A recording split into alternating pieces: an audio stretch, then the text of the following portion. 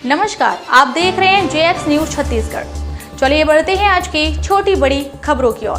Driver और उसका भाई निकला सराफा व्यापारी का हत्यारा। सराफा व्यापारी की हत्या का मास्टरमाइंड उसी का ड्राइवर और उसका भाई सराफा व्यापारी गोपाल राय सोनी के अंधे कत्ल की गुत्थी को पुलिस ने सुलझा लिया है। घटना में चौंकाने वाली बात सामने आई है।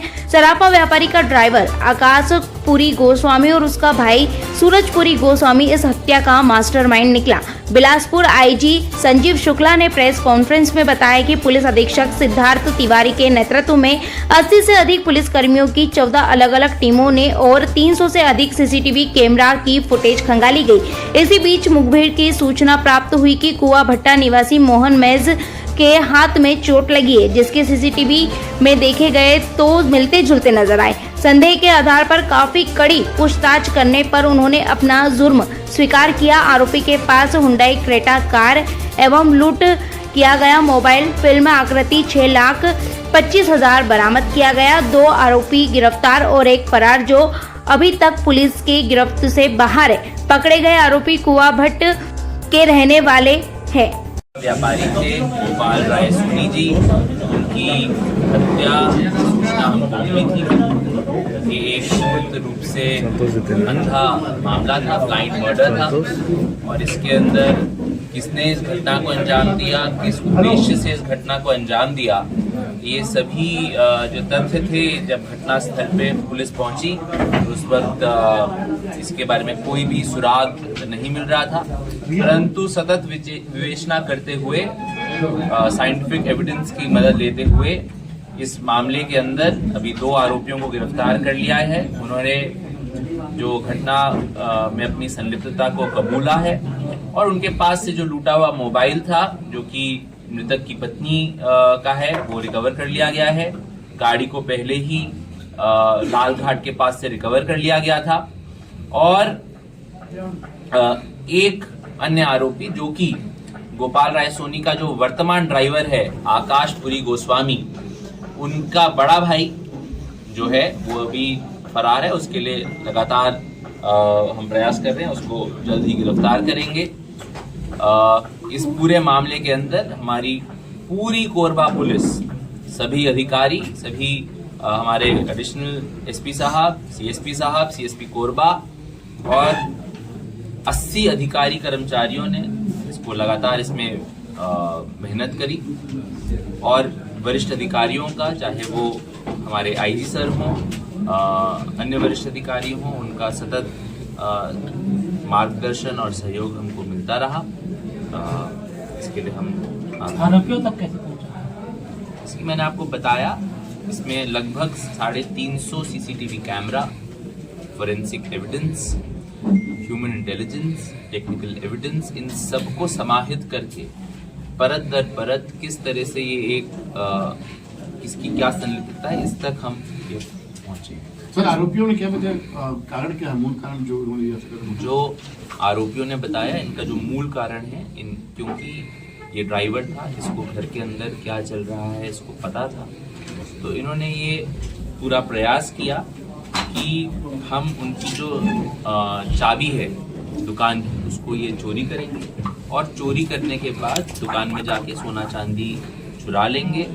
परंतु क्योंकि अचानक से गोपाल राय सोनी आ गए ड्राइवर के सामने, जो पहला ड्राइवर था सूरजपुरी गोस्वामी, उसको पहचान लिया, इसलिए अपने साथ लाए हथियार से उसने उन पे हमला किया और उनकी मृत्यु कारित करी। एक और चीज़ जो मैं बताना चाहूँगा वो ये बताना चाहूँगा कि इस मामले के निकाल के लिए लगभग 12 टीम्स बनाई गई थी। इसके अंदर हमारे जो साइबर सेल के सभी अधिकारी और कर्मचारी हैं, अन्य थानों के जो हमारे सबसे सर्वश्रेष्ठ विवेचक हैं, उन सबको बुलाया गया और तब इसके अंदर हम इस निष्कर्ष तक पहुंच पाए। एविडेंस के रूप में क्या क्या अभी तक शनाख्ती होगी और क्या क्या अभी तक मिसिंग है? अभी तक हमारे पास साइंटिफिक एविडेंस इसको बोलते हैं, जो कि सबसे पुख्ता सबूत होता है, उसमें जो खून से जो जूते, क्योंकि वो चले तो उसके फुटप्रिंट, उसके जूते का वो प्रिंट फॉरेंसिक टीम ने उसको लिया है, वो जूता भी रिकवर हो गया है। Fingerprints from the car and scene of crime recover कर लिए गए हैं। गाड़ी रिकवर कर ली गई है। मृतक की धर्मपत्नी का मोबाइल रिकवर कर लिया गया है। घटनास्थल में जो मोहन मिन्स द्वारा पहने गए कपड़े हैं रिकवर कर लिए गए हैं और कहाँ पर वो डीवीआर एंड अटैची को फेंका गया है ये भी चिन्हित कर लिया गया है, क्योंकि वहाँ पे पानी बहुत गहरा है और शहर का जो पेयजल है वहाँ से सप्लाई होता है, इसलिए गोताखोर के माध्यम से उनको भी रिकवर करने का प्रयास लगातार जारी है। सर मुखबिर ने क्या बताया? सबसे बड़ी बात है सर, इस परिवार में ये दूसरी हत्या, तो क्या कुछ पिछले से इसके कुछ इस पीछे से इसका कोई भी तार नहीं जुड़ा अभी तक। सर पुलिस ने कितना चैलेंजिंग रहा ये मामला? सर मुखबिर ने क्या बताया? मैं बता रहा हूँ एक एक करके। सर पुलिस ने कितना चैलेंजिंग रहा ये मामला इसके बारे में? देखिए ये काफी चुनौतीपूर्ण मामला था, क्योंकि अधिकतर मामलों के अंदर मोटिव या जो कार्य करने वाला होता है उसकी जानकारी होती है, परंतु एक ऐसा मामला था जिसके अंदर हम विशुद्ध तौर से, मेरे पास कोई सूत्र नहीं था, कोई सुराग नहीं था और ये एक बेहद सनसनीखेज मामला है।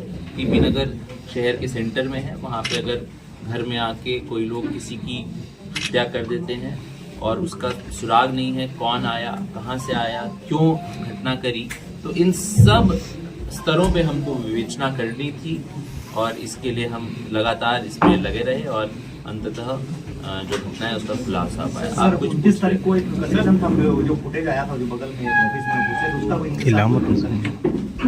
नहीं, अभी तक हमको इसके अंदर कोई भी उसकी सूचना नहीं। जो एक बाइक में छोड़ा है, क्या उन तक बिलिंग पहुंचा, उनसे भी पूछताछ हुई? बिल्कुल, वो लड़के को हमने अपने पास बुलाया, उस लड़के से हमने पूछताछ करी, क्योंकि उस लड़के को कोई भी जानकारी नहीं थी। क्रॉस क्वेश्चनिंग भी किया, उसका पास्ट एंटीसीडेंट भी देखा।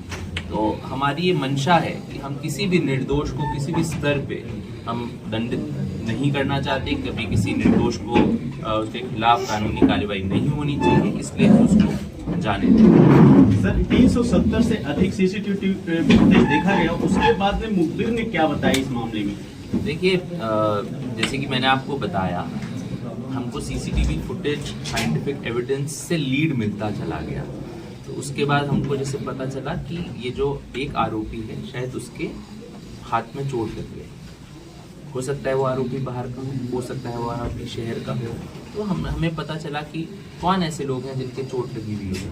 हमने फिर किया और 370 जो हमने सीसीटीवी कैमरे लगाए, मैं आपसे अंत में यही कहना चाहूँगा, जनता से अपील करना चाहूँगा कि अगर हमें जागरूक जनता बनना है तो उसके लिए सिर्फ 3 ही काम करने हैं कोरबा की जनता को।